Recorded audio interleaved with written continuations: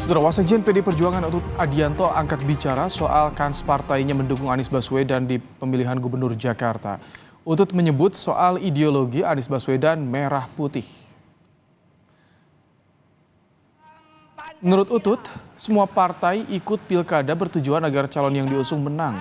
PDIP akan menimbang bobot popularitas, elektabilitas, dan ideologi Anies sebelum nantinya akan diputuskan oleh Ketua Umum PDIP Megawati Soekarno Putri. Disinggung soal ideologi Anies yang pernah berkontestasi dengan calon gubernur Basuki Cahayapurnama atau Ahok di Pilkada 2017, Utut bilang Anies tak diragukan lagi merah putih.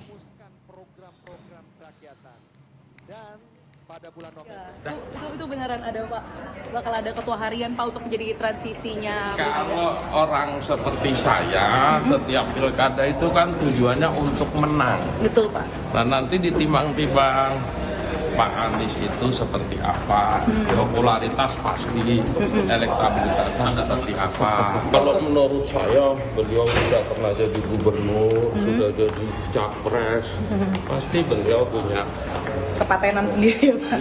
Kalau bahasanya Pak Luhut, paten. Kalau bahasa saya, beliau udah orang yang sangat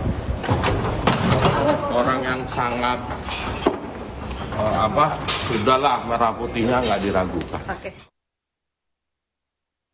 Saya bilang pada Mbak Puan. PDIP dan Anies Baswedan yang sempat berseberangan di pemilihan Gubernur DKI Jakarta 2017 saling lempar kode jelang Pilkada 2024 yang tinggal sekitar 5 bulan lagi.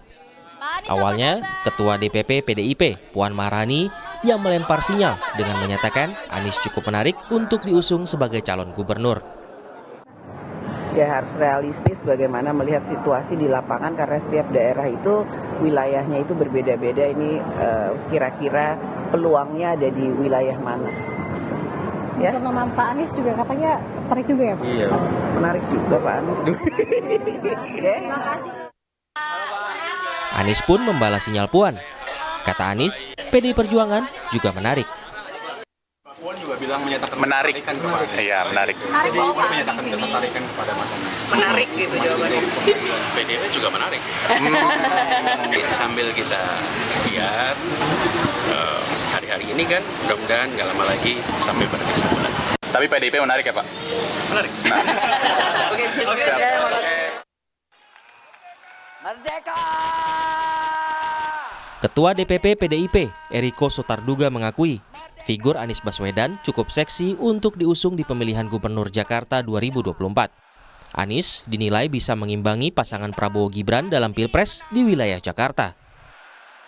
Pak Anies ini memang sekarang jadi satu hal yang seksi. Mbak Puan sudah menyampaikan, menarik, Mas Bas dan lain-lain. Kemarin itu Pak Anies hampir mengimbangi suara pasangan 02 ya di presiden di Jakarta, betul tidak?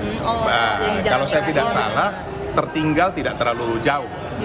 Nah, ini mungkin perhitungannya bahwa kalau misalnya Pak Anies kan mantan pasangan 01 ya, dengan kita 03, tentu suaranya lebih tinggi daripada 02. Tapi apakah hitungan matematik itu bisa berjalan seperti itu juga di Jakarta? Kan belum tentu. Pakar komunikasi politik Kunto Adiwibowo berpandangan, siapa calon gubernur Jakarta yang akan diusung PDI Perjuangan akan dipengaruhi oleh faktor Jokowi. Siapapun akan didukung maju jika berlawanan dengan kandidat yang disokong Jokowi. Sementara soal perbedaan ideologi relatif tak masalah.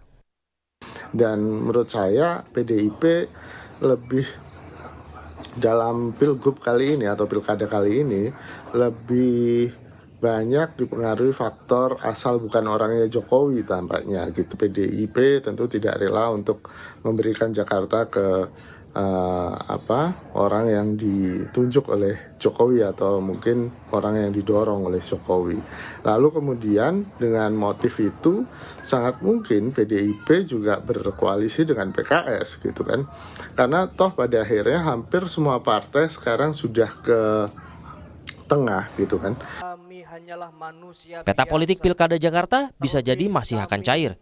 PDI Perjuangan masih menimbang nama calon gubernur, seperti halnya sejumlah partai lain. Pertanyaan yang mencuat, akankah Pilkada Jakarta sedikit banyak mereplikasi konstelasi politik Pilpres lalu? Tim Liputan, Kompas TV.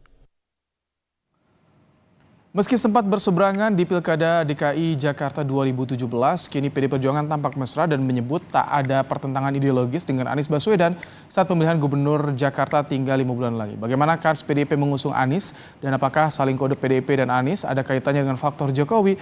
Sudah ada politisi PDI Perjuangan Aryo Seno Bagaskara dan pengamat politik Indikator Politik Indonesia Burhanuddin Muhtadi. Selamat sore Mas Seno, Mas Burhan. Sore. Ya, selamat sore Mas Seno. Baik. Prof. Burhan, selamat sore.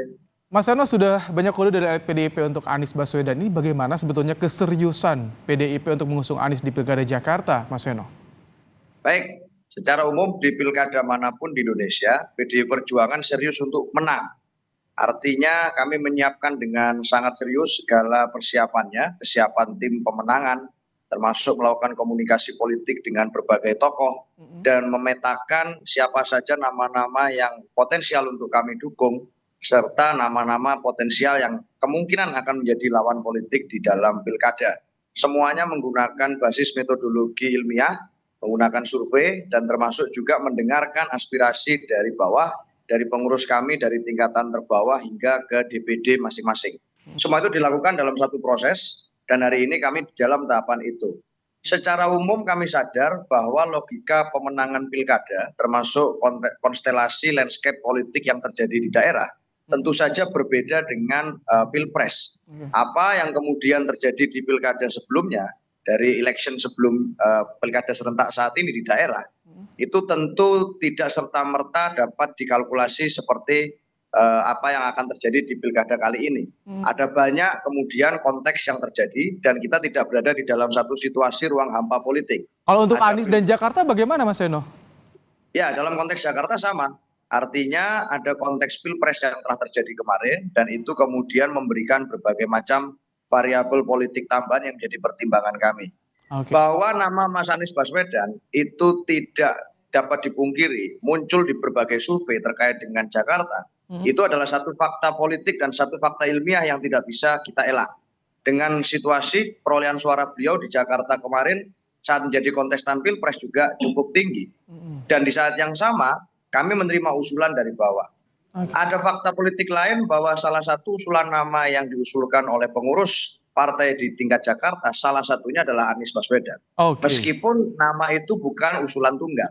Ada Mas Pras, ada anggota DPRD DKI Jakarta yang lain, termasuk juga kalau di DPP partai banyak nama-nama lain yang masuk ke dalam radar, ada Mas Andika dan lain sebagainya, yang itu juga menjadi pertimbangan-pertimbangan kami di luar Mas Anies. Baik, Mas Burhan, bagaimana Anda membaca keseriusan dari PDIP untuk mengusung Anies nanti di Pilgub Jakarta? Memang ada dua variabel utama yang akan dipertimbangkan oleh partai manapun, termasuk PDI Perjuangan. Variabel yang pertama adalah elektoral, faktor elektoral. Karena partai pada umumnya ingin menang. Jadi dimensi elektoralis itu menentukan siapa akhirnya calon gubernur yang diusung oleh PDI Perjuangan. Meskipun PDI Perjuangan dalam beberapa kasus itu tidak menempatkan faktor elektoral sebagai variabel penting. Ya, nah di sini berarti ada isu berkaitan dengan apakah nama-nama kader dari PDI Perjuangan itu punya potensi menang atau tidak. Dan kalau misalnya nama-nama yang disebut oleh Mas Seno tadi sampai jelang pendaftaran itu masih kurang kompetitif, kemungkinan besar Anies Baswedan untuk mendapatkan tiket dari PDI Perjuangan menjadi membesar. Tentu dengan syarat misalnya memasang cawagup dari kader atau calon yang di-endorse oleh PDI Perjuangan. Nah itu yang pertama. Yang kedua, itu dimensi berkaitan dengan peta politik nasional. Karena bagaimanapun Jakarta sangat krusial dan residu pilpres belum sepenuhnya berakhir. Jadi siapapun calon yang akan diasosiasikan sebagai figur yang didorong oleh Jokowi atau Prabowo itu akan mendapatkan scrutiny ya, dari PDI Perjuangan. Dan kalau misalnya itu yang terjadi, Anies Baswedan lagi-lagi mendapatkan privilege, keuntungan. Karena Anies selama ini menjadi figur yang mengeluarkan narasi perubahan yang berbeda dengan arus yang sekarang berkuasa. Oke, baik. Mas Seno, ya betul, ada ke arah ke sana, asal bukan orang Jokowi, maka itu yang akan nanti diusung oleh PDIP? Ya, satu, kami memang berorientasi untuk menang di dalam pilkada. Karena apapun gagasan politik, realitasnya harus dikontestasikan dan harus memiliki wadah kekuasaan dalam bentuk kemenangan elektoral. Dan termasuk dalam pilkada kali ini. Tetapi harus menjadi satu variabel pertimbangan juga. Kita sangat sadar secara kronologi sejarah, kami pernah mengalami kompetisi elektoral dengan Mas Anies di 2017. Dan di dalam situasi tersebut di Jakarta, itu menyisakan dua basis pendukung yang sangat fanatik di masing-masing kubu. Baik itu pendukung PDI Perjuangan maupun pendukung Mas Anies. Pada saat kemudian akan ada wacana tentang perkawinan politik semacam ini, kami tentu menimbang secara matang apakah perkawinan yang terjadi itu akan otomatis menambah. Artinya A plus B sama dengan A tambah B. Atau ini malah akan melemahkan basis militansi masing-masing pendukung. Tentunya itu akan jadi satu pertimbangan yang penting selain persoalan perbedaan pendapat yang terjadi pada saat selama Pilkada 2017 yang lalu. Tetapi persoalan apakah ada endorsement atau efek dari orang A, orang B, orang C, hari ini kami berfokus pada kerja-kerja elektoral yang sifatnya gotong royong. Buktinya di Jawa Timur misalnya, ya hari ini PDI Perjuangan melakukan komunikasi politik yang intens dan berharap dapat menjadi satu bagian kerjasama politik dengan Mas Eno, kalau misalkan nanti Kaisang, anak Jokowi ikut di Pilkada Jakarta, ada strategi khusus tidak bagi Jokowi untuk mengcounternya? Ya hari ini kan kalau bicara lihat berita, KPU kan masih tidak sepakat dengan putusan MA.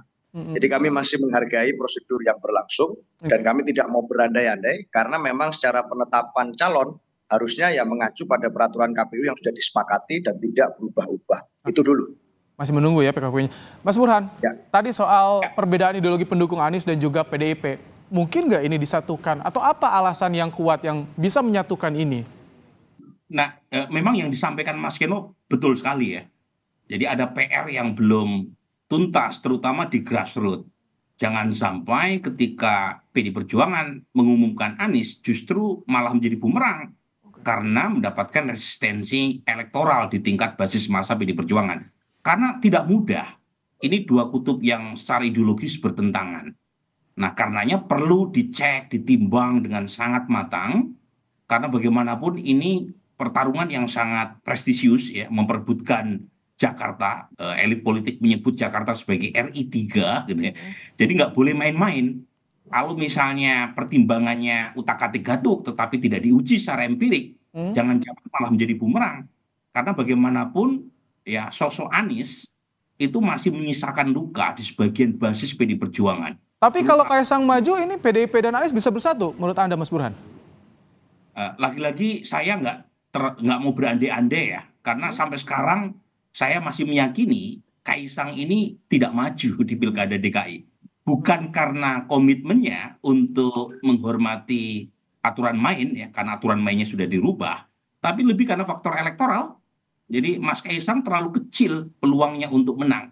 Dan itu secara politik seperti bunuh diri kalau maju di Jakarta.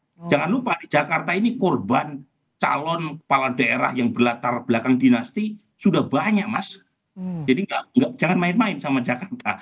2017 itu kan kita punya misalnya Mas AHY, itu juga kalah telak ya di DKI Jakarta. Orang seperti Airin pernah mencoba peruntungan sebagai calon gubernur DKI Jakarta, tetapi kansnya turun kemudian pindah ke Banten.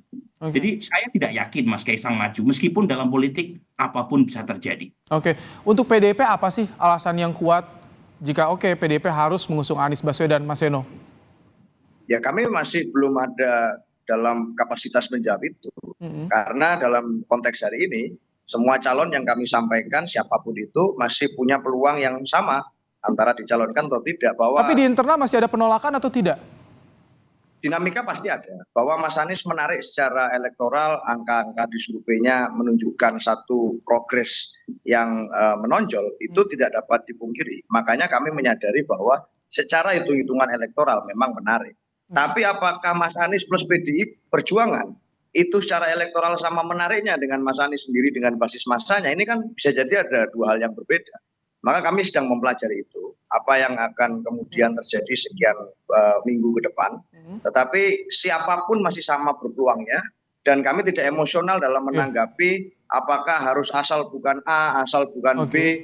Dalam konteks hari ini saya rasa secara elektoral tidak masuk akal untuk mendorong calon yang sekedar anaknya A, anaknya B, tapi secara matematika politik itu tidak memungkinkan. Jadi hari ini kami sangat rasional dan berusaha untuk menghargai sejarah kronologi pilkada di Jakarta selama sekian tahun terakhir. Tapi nama Ahok juga masuk saat ini di internal. Ahok, Anies juga masuk.